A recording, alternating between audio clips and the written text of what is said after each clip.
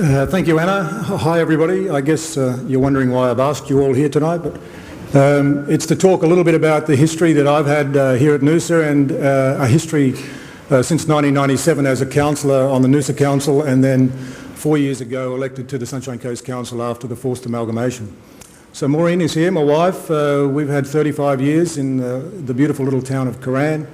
And our two sons have been raised. My son Marcus is here, and his partner Callie is here.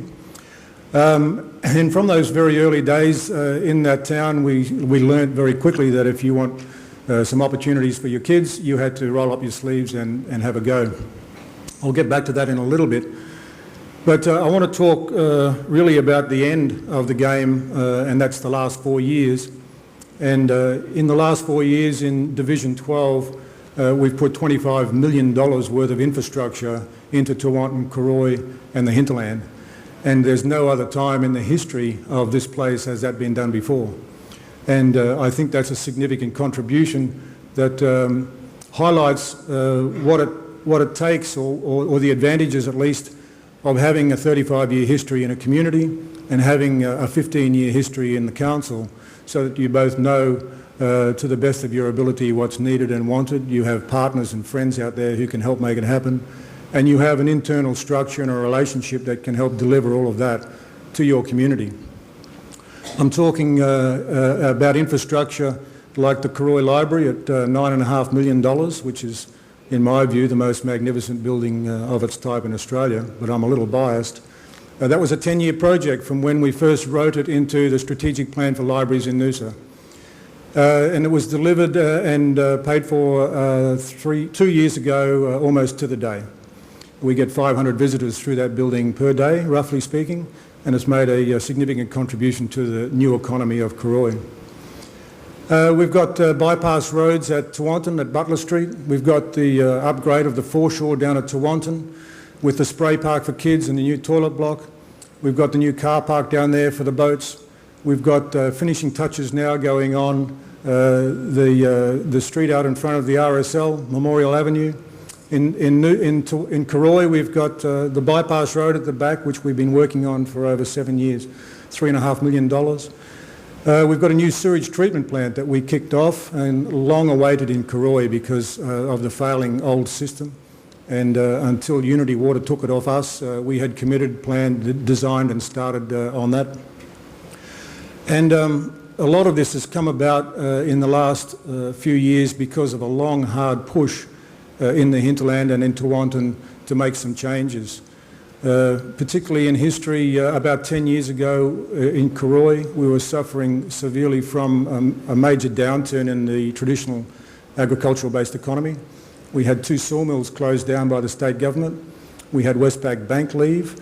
We had the Karoi Hospital close. We had the brickworks halve in size. We had the railhead leave town, all in one 12-month period. And it was a turning point, either make it or break it for that town and the other towns that are serviced by Karoi, which is the major centre. And so there's a group of people, a lot like you here, only not as many, got together and decided that we would change the world and change the direction of the hinterland, Division 12 as it is today. We started our own bank. I'm a founding vice chairman of Bendigo Community Bank. And after 8 years, we had over $200 million on the books, and we were returning a 10% dividend to our shareholders who invested in that bank to make it happen. Today, we regularly give large amounts of money to the community, and I resigned or retired from the board in that positive situation with that money in the bank and that dividend return because of my commitments to council. I've been on just about every committee going out there. It's the only way that you can provide opportunities for your kids and for your friends. Everything from the P&C at Koran, from Noosa Land Care for 7 years, founding member of Rural Futures Strategy in Pomona, Bendigo Community Bank, Chamber of Commerce, and that's what gives the foundation towards what I find now is an ability to deliver for our community. A couple of bigger picture things, because tonight we've been asked to translate our position in Division 12 into something that may impact on Noosa, because that's what we're about here tonight. Along the way, I did a lot of research and study, and I understand that by no uncertain circumstances, education is the primary driver of every sustainable economy in the modern world. And so a few of us got together and built the first Noosa faculty of higher education, which was Central Queensland University. It's now moved from Pomona to Noosaville, and here lies the secret of what I think is the future of Noosa. We're growing that faculty to 6,000 students in the next 10 years. Every dollar that comes from the federal government is multiplied by 6 in your economy. It provides opportunities for your young people. It provides opportunities for young people all over the world to come here and study, to apply themselves to our community and to take this region forward.